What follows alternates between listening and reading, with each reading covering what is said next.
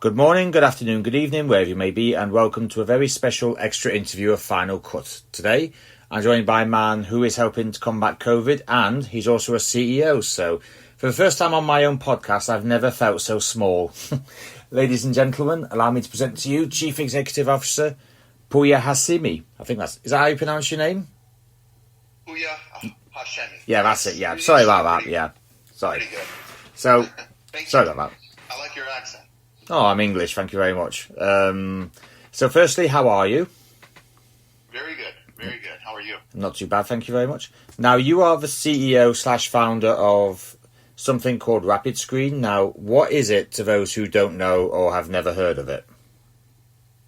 Yeah, so the company is SpinTouch, and we created this device to essentially combat some of the conditions that come along with COVID, and COVID, as we know, is really really important to try and fight against. And one of the biggest conditions is the high temperatures or the fevers that we're trying to screen. So as you walk up to this device, it's kind of like in a very simplified way, a tablet on a pedestal. It sees you, it scans your face for a body temperature, and then it determines whether you have a potential fever or not, and alerts individuals if you do. Now, I am right in saying that you supply Rapid Screen to a lot of businesses, which include Mercedes, Nike, Toyota, BlackBerry, Acer, Ford, Chanel, a lot of universities in America, and even the US Air Force. So you have quite the good reputation, sir. Yeah, some of those clients you mentioned off were clients we were working with even before Rapid Screen started. SpinTouch is a 12-year business, and we've done interactive digital signage from everything from augmented reality to traditional touch software. And we've now pivoted with Rapid Screen. We've got clients like Upper Deck, the U.S. Navy, a lot of courthouses, there's so many. I can't even. And every week it seems like it's a growing list of a lot of Fortune 500 companies, as well as a lot of governments that are jumping onto something to secure for their employees and their guests. Right. So anyone who's listening who is intrigued by what you say, pitch the Rapid Screen to them. Well, it's really if you're looking to help to create that safe environment for your employees, this is another tool to do that, where you want to reduce the liability for your organization as well. This is a very quick and easy, efficient way of kind of combating that. The alternative to this, before this product was available, was to screen individually with a manual screen or a handgun, which I'm sure you've probably been screened. I've been screened. It's not very friendly or fun to do the first time. It's kind of like the Wild West. You're putting up this gun in front of someone's face. Also, those devices, you can't really effectively do them and keep social distance, right? Yep, to you be can't. effective, you should be within. The device should be within a few inches. You're going to be within a few feet. Yeah. So it almost creates a vulnerability within your organization if you have someone screening manually. I have a story where a corrections facility came to us, and they kept getting outbreaks, and they were using a screening agency to screen individuals coming into the venue, to the location. And they got an outbreak. They did a clean sweep. They did contact tracing. They couldn't figure out what it was. Then they opened up again. They got another outbreak. And they kept getting these outbreaks. And they finally narrowed it down to the person that was screening. They were asymptomatic. And they were literally causing these outbreaks to constantly happen. And costing the company thousands and thousands of dollars, including additional potential liabilities. So yeah, just so before we go on, I actually know the benefits of this because I've actually done my research. It's easy to use, easy to set up. It's got facial recognition, so employees who have been tested can get in and get out without trouble. You can put it on the table or stand on its own. It's no bigger than a mobile phone. It can be used with Wi-Fi, local area network, or Bluetooth, and you get a result within a couple of seconds. So, and it doesn't require manpower to use, which, as you've just stated, is a really big disadvantage. So, it literally does a person's job with none of the drawbacks with the social distancing we have in the minute. So literally, we've just concluded that it's cheaper, easier, and less dangerous. Absolutely, yes. Right, now, yourself, you're quite the tech guy. Your reputation precedes you, sir. Are you someone who looks at the newest and exciting technology and thinks about how it can be used for the good of your company and for the good of mankind? Almost all the time, a little too much. I've always loved technology and science. As a kid, I would just instead of using technology, I would almost take it apart and try and see how it works and modify it in some capacity. And I've just always been in kind of that phase of my life. So I feel like this was no surprise to kind of see an absolute need for the world and to kind of provide that solution. Now, is there a company or a business on literally the planet Earth that would not benefit from having Rapid Screen? Well, it's probably companies that are. I mean, everyone will see some sort of benefit, but it's about the cost benefit example. But if you're a solopreneur or you have 3 people in your office, potentially the gun method might work better, or you don't have anybody in your office and you're just working from home. Obviously, those conditions. But I think this really kind of becomes exponentially beneficial. The more employees you have, the more guests you're bringing in, vendors are coming in, and we're seeing that. We're seeing that in larger organizations as well as medium-sized startups as well, taking on to something like this. Now, you actually have something in Rapid Screen called a Hyman sensor, which, for people who don't know, is a German sensor which is made in Dresden. So you actually have a bit of European flavour in this. So I'm assuming that does actually help in determining a person's temperature if it's higher than normal. Absolutely. So we use Hyman as well as Melexis. That's a Belgium sensor as well. More European flavour. Yes. all the good stuff is in Europe, right? Some of it, but not all of it. So that's basically about 70% of the cost of the product, the thermal sensor, and that's what's determining where to take the temperature as well as what that temperature threshold looks like. So we try and be definitely within the FDA requirements for these thermographic devices. And typically with our own benchmark testings, we're about twice the accuracy as those minimum requirements. Mm-hmm. Now, you've actually had COVID yourself, haven't you? Yeah, I had it before COVID was cool, before anybody even knew COVID. All right, so I'll not say how did you beat it, because there's not really a vaccine yet, but how did you how did you beat it? Because I'm not really sure of any other word that really applies to it.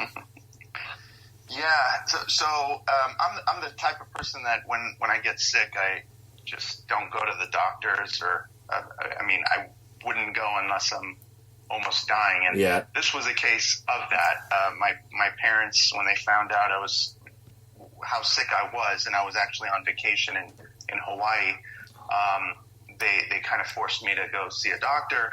I went to urgent care, and they did all sorts of tests. They came back negative, including the flu and strep. It was so painful that I couldn't even swallow water at the time. And they again, at the time, no one really knew of COVID. No one knew what I had. So the doctor was just, it's some sort of bug. You'll pass it. And no matter how much I forced them to kind of give me something to take, they just didn't have anything. They just said, take over-the-counter stuff, take your fluids, and you should be fine. Luckily, I was fine. It was just a really tough 2 weeks, I would say, 1 week specifically. But just over time, I luckily kind of came out of it. And you're here today.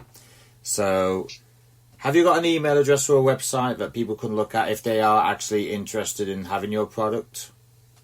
Yeah, absolutely. So if you go to spintouch.com/rapid screen, there you'll find a lot of the information on videos on how the device actually works and functions. And there's a lot of capabilities that we didn't even kind of go through, like remote access capabilities, facial recognition, alerts by email or text. The list goes on as far as capabilities of this device, and we're adding to it almost on a continuing basis. One of the features we're looking at very seriously, and hopefully we'll have by the end of the month, is the ability to print tickets as people get scanned, kind of like a receipt system. Yeah. Because this is now, this was potentially something when we first started was going to go away very quickly. And then it's been lingering. And with that, we've been trying to innovate across different industries and different use cases as time kind of goes on. So we're trying to stay ahead of the curve and implement some of these demands that some of our clients are asking for. All right, like I said, you are a tech guy, so I would actually like your opinion on this. It's something that not really crosses my mind every day, but it's just kind of something that creeps in every once in a while. I'm a big movie fan, as you probably might not know. I've always been one of these guys who says AI will get too smart and then we will have a real-life Terminator Judgment Day on our hands. So you're a tech guy, as I've just said. So do you personally feel that will happen, or do you think we should curb AI at some point? Yeah, I get asked that question a lot. I think at a certain point, once AI gets kind of self-aware, or the ability to kind of grow without limits, it'll be too late. I think it's almost inevitable to avoid that point, because anyone, anywhere building AI could reach to that point, right? And if the AI is networked in and connected to the internet, they have an unlimited amount of resources and capabilities. So it's hard to, I guess, avoid that in some capacity. It's not like you're building an atom bomb and you need a certain chemical that only governments have, right? Yeah. You're building code and you're making it more and more and more efficient. And that's your plan. That's your goal. That's your end goal, to make it as efficient and powerful as possible. And eventually someone, some country, some person in a garage maybe may get there. Right, so as we've already mentioned, COVID's still here, and it is causing mess. It's not just in the US, but it's also doing it here in the UK and around the world. And COVID has shut down a lot of places. Retail and restaurants are open again. Cinemas are on the back foot. Concert venues aren't open yet.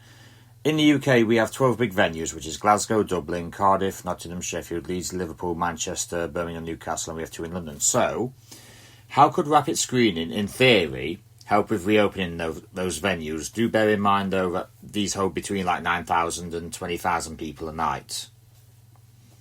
Right. I think one of the biggest capabilities of a device like this is the potential deterrent that it's bringing, and no one really kind of looks at that. It's almost like getting on a plane or an X-ray machine, right? If you have a fever, you have a fever. There shouldn't be any surprise to you when you get scanned that you have a fever. You're usually, when you're checking for a fever, you're running differently than you normally do. So kind of like, again, that analogy of getting on an airplane, if you have a weapon on you, you're not going to go through the TSA or the security system with their industrial grade scanning devices, right? It's going to deter you from even attempting that. And I think that we're seeing more and more of, where people going back to work or going to a venue in the future, they'll avoid it because they don't want, one, the embarrassment of being caught like that, and two,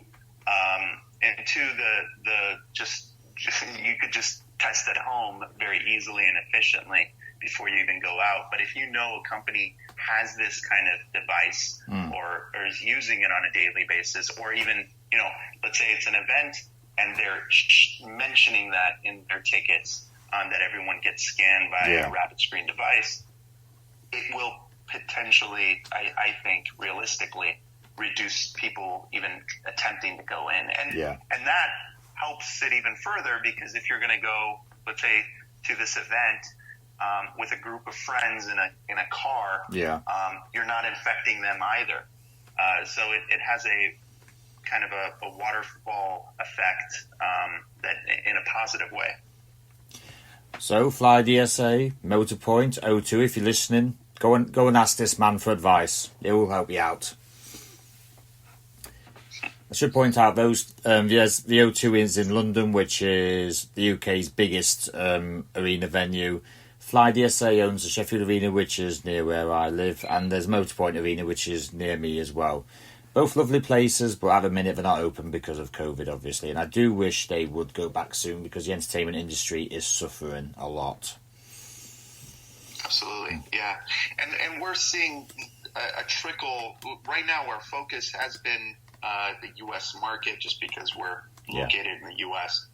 But we have seen a trickle into other international companies around the world that are looking to implement devices like this. From our company, one of which that I just remembered, Airbus. We sold a number of units to them as well. So I was going to say, just while we're on the product of shipping, would you ship to other countries if it was safe? We would. Right now, the Airbus example I mentioned is in Canada. They have one of their headquarter offices there. But I guess it ultimately comes down to the number of units, where it's going, and a few different things. And we have actually companies that are located headquarters here that get the product, and then they send it out to a couple affiliate sites around the world. Yeah. I know they've done that for a few of the companies that we've worked with. Right, so since this is usually a movie podcast, I must ask this question. I ask everyone who is not movie related. So name me 5 of your favourite movies that you watch in your downtime. Well, I haven't had much of a downtime. I thought I was going to have it when the whole quarantine thing started, and then I went into this. But I would say one of my favorites is The Matrix. Oh, which one? There's been 3. I'm assuming you mean the original. I love the first one, just because it was just so well done, and it was enough for it to be just on its own. Yeah. It didn't necessarily need the continuation. But the other ones, I mean, I know a lot of people are upset about them or don't like them or think they ruined the genre. I actually liked them too. So I would say all 3 are great movies. But definitely the first one. Yeah. And I'm a big fan of sci-fi. So as am I. What's that? As am I. I love my science fiction. Yeah, absolutely. I can't get enough of it. As long as the story makes sense as well, right?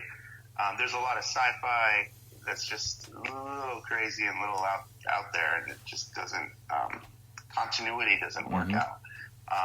But there's I wish I kind of thought about this a little bit more. But Terminator is another great one that I like. What about I probably like the newer Terminators more, just because they have so much more of the advancement and technology that we're seeing with the drones and things.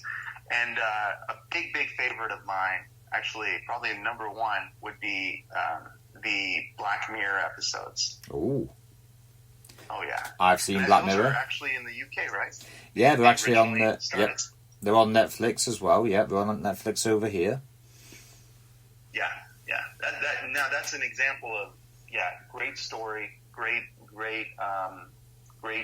technology that's realistic and very potential and possible. Mm-hmm. It's not too sci-fi, and it really makes you think in so many different directions.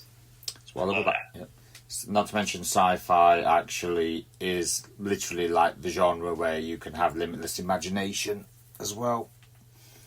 Absolutely, yeah. It's one of those things that you watch an episode and you can kind of think about it for even a 45-minute episode, and you're just in deep thought of all the intricacies. And I don't know if you're a big enough fan, but if you go on YouTube, even search the Black Mirror, like behind the story of each episode. There's people that are talking about it for like 3 hours for a single episode, and they're telling you things that you've never even noticed, and it's just really impressive.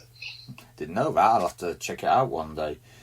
Right, so for yourself, what would you say are your career highlights? Well, this would definitely be one of them.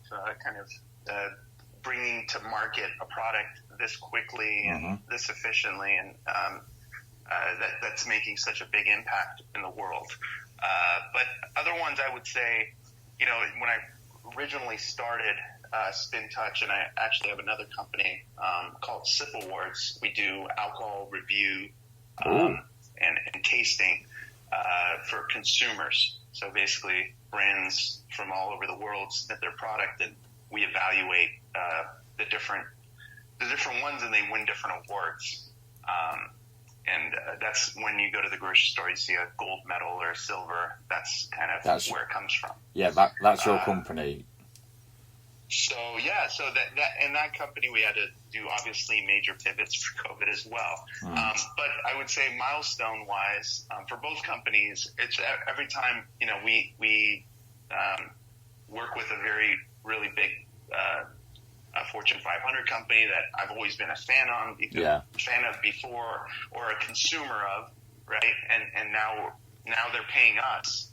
Like for example, my car insurance is through Geico, and then just last month we got Geico as a client, and it was just like, wow, this is it's still exciting to get that acknowledgement from these companies, and not only acknowledgement, but they're signing up and they're becoming a client, and they're believing in it. All right, but I think this question is actually quite relevant for you. What would you like the future to hold for you, both on a personal level and a professional level?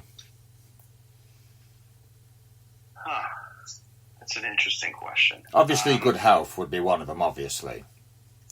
Yeah, I think health is probably everyone, or it should be everyone's number one, because that's something that is hard to once you lose it, it's hard to get it back. I would say, health is probably one of the top for me, but overall, just efficiencies and reducing the tedious workload for everyone, not only myself, but everyone else, coming up with different processes and technologies that can make just day-to-day life a little bit easier to work with. And that way we can put our mind power and our labor into other useful things. Just like, you zoom back 100 years ago, it was a tough place to live in, right? Oh, definitely from what history's told me. Kind of having the same advancements in today's technology. And it's hard to picture it. Like back then, if you asked someone 100 years ago, if things could be better, it's hard for them to articulate where the improvements can be made because they weren't there yet. And same thing now. But I think there is still a lot of improvements in business and in day-to-day that there's a ton of potential there, and it's just going to take someone or some company to make it. And I think we're seeing that every day. All right. Final question. I was asked this in my first Q&A session I did. And that question is, how do you want to be remembered? So as in, do you want to be remembered by someone who helped those in need, or a guy who started out with nothing and became successful? The guy, what was the second part? The guy who started out with nothing and became successful. It's just like, how do you want to be remembered? Yeah. I guess someone that really took the initiative and created something from nothing, as well as kind of persistent enough. I mean, all my companies started bootstrapped and with just me as the first employee, right? And now we're up to over 20 employees for both companies, and it's just I guess if I summed it up with a word, would be kind of relentlessness. Just kind of going through all the challenges and still kind of coming out at the end. And I know we've mentioned the website, so if people want to find you on social media, how would they go about it? Yeah, so my personal is Hey Pouya. It's HeyPouya. And then the company is SpinTouch, SpinTouch. The other company I mentioned, Sip Awards, just like how it's spelled, SIPAWARDS. And we're active on Instagram mostly, but we have Facebook accounts and some other than Twitter, but probably the most active would be Instagram. Yeah, that seems to be the norm with everyone. Everyone seems to be more popular with Instagram than anything else. Oh yeah, it's visual. It's easier to make things a little bit more bite-sized and less toxic, and everyone's on it. And definitely less toxic as well. Well, depends on where you look, yeah. Yeah, true, very true. And with that, ladies and gentlemen, the man who is helping to make businesses feel a bit safer in this day and age, Pouya Hashemi. Thank you. Thank you for having me. Thank you very much for coming on, sir.